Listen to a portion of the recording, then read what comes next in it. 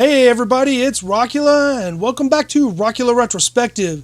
This is the Walking Dead episode 1 of season 5 midweek re-review, where I include all the stuff that I forgot from the episode 1 review that I usually do on Monday, and I also went around the interwebs and I checked out all the reviewers and what they were saying. And I'm here to report back to you what I saw and my opinions and my new revelations. So first, here's some of the stuff that I left out about the review of episode 1. First of all, no Beth. Everybody brought that up. I forgot to talk about it, but no Beth. You know, obviously we're going to see Beth coming up soon and she's not dead. 2, I forgot to talk about Sasha calling out Dr. Eugene Porter on The Cure. And I think that what's going on with Dr. Eugene Porter is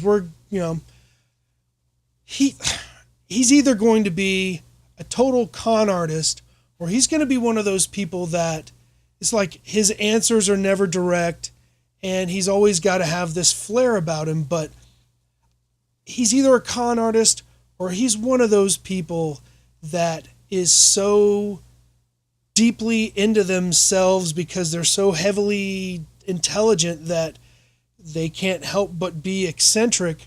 And I think people like those people don't succeed in a structured society. So I'm willing to bet that he is just some guy that's really friggin' smart, but can't seem to get where he needs to go in the food chain in order to make an effect on society. And now society has collapsed, and now this misfit is our only hope. So that could be one of the things that he is.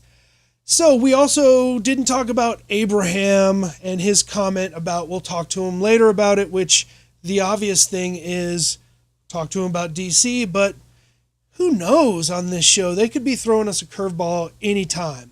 They could want to break off from the pack. They could want to try to convince him, blah, blah, blah. So we see that here was one of my questions that I didn't understand, and that was, who was the blonde kid at the trough when they were slaughtering everybody? It was the first kid to get it. And I actually got a response from Olivella0513. I'll put this up on the screen, and you can go to their channel. And they said the blonde kid is Sam from season 3, and I don't know the episode number, but it is when Rick decided to let Carol go. It's the 2 kids that they found in the suburbs, and we saw the girl that had died, but we didn't see the kid. And Rick gave that kid, Sam, his watch, so he looks right over at Sam, and there's Sam. So thank you very much for that response, and I appreciate you. So what we got now is the intro. I wanted to talk about the intros that I'm going to be doing for the new season, and that is I'm going to be doing some mashups of some of the more intense scenes from each episode as the intro to my review. And I really want to thank 2 Dead Girls for coming over and commenting on my channel about the intro. They said they really liked it. Yep, so I'm going to be making more of them for every episode, and I'm also looking very forward to interacting with 2 Dead Girls on the interwebs. So, the other review that actually I just got finished watching was Behind the Mask review, and they brought up a couple of really interesting points, and one of them is they opened up the discussion of how most of the people that I saw agreed that it was like, man, that's crazy. Don't go back to Terminus and finish those people off. But just like everything in this show, if you let something go, it'll come back and bite you on the ass. You got an injury, you don't take care of it, it'll kill you. You let somebody, you tie somebody up and you don't completely secure them, they got their hands around Judith's neck. You let somebody go, you don't kill them, and then the governor, does what he does. So every time you have the opportunity to get rid of somebody, you need to. Mary made the mistake with Carol, but I don't see Carol ever making that mistake again. So, yeah, I really understand that point, and it is a very valid point. Some of the other weird things that they brought up was, Eugene, what if they get to, where are they going? They brought up that question, where are they going?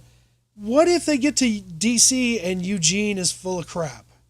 Or something happens like with the CDC where they think the CDC is going to be their salvation, and they get there and the guy blows the place up. So is there another monkey wrench in the works if they make it to DC? And another of the guys, I wish I could remember everybody's name, sorry about that, but said that Maggie's going to get pregnant. So that would make it interesting, for sure. Okay, so here are some of the things that I've been doing in that I don't really see a lot of people doing, and that's talking about the memes that sprout up after the episode starts to air. And one of them was a question that a lot of people were asking, and that is,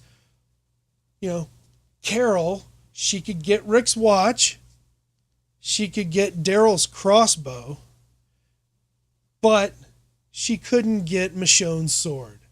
So I liked the memes that, were kind of in that direction. Lots of memes about Carol being a badass. And yeah, like I said, this is where Carol graduates up to Walker Stomper status. And then you had some other memes about Morgan. And but the one obviously that I like the best is worst kiss ever. So I really like that one a lot. That's my favorite. So look for me to start using more memes in the future, because I think that that's a really good way for us to all, because we all see the same memes.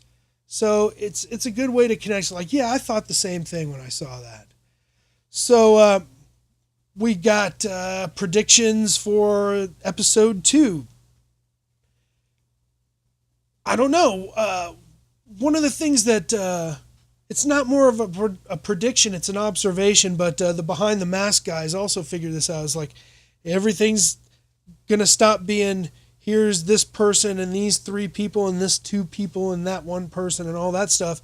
It's all going to come together where we have Rick and friends, and we have Gareth and friends, and they have their parallel lines, and I predict that there's going to be more of then and now Terminus stories. Oh, by the way, I had no idea that Mary was Gareth's mother. So that's something that I learned also.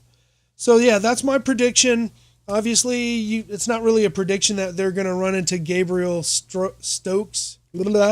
I watched the two coming, not coming attractions, but sneak peeks. And now here's another thing. Looks like Bob gets through the defenses there with Sasha, and you see him flirting with her and giving her a little smooch. And you see them obviously, if they're talking to Gabriel Stokes, then they must have rescued him when he was getting trapped on the rock. So, predictions, not really predictions, more like observations, and that's, now that everything is stopped from being so chaotic, we're going to go into a streamlined approach here and have like 1 or 2 major plots, and obviously all the subplots, but they're going to conglomerate into 2 different plots.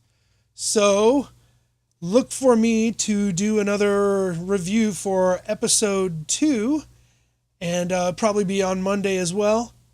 My name is Rockula, and this is Rockula Retrospective.